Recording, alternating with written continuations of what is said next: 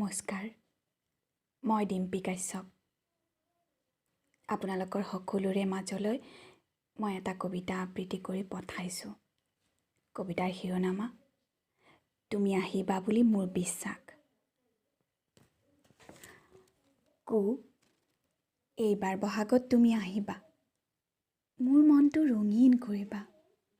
মোৰ বিশ্বাস হিয়াৰ ফুলনিত নানা ফুল ৰোপণ কৰিবা।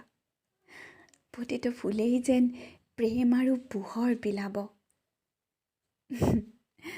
মোৰ বিশ্বাস সন্ধিয়া জোনাকী পৰুৱাৰ সতে খেলিবা। মোৰ হৃদয় আলোকিত কৰিবা বুলি মোৰ বিশ্বাস। তুমি আহিলে তৰাবোৰে তিৰবিৰাব। পোৱালি সূৰুযে ওলাই হাঁহি আমাৰ ফালে চাই। মোৰ বিশ্বাস আছে তুমি এইবাৰ বহাগত আহিবা। মই আকুলতাৰে অপেক্ষা কৰিছোঁ। নমস্কাৰ।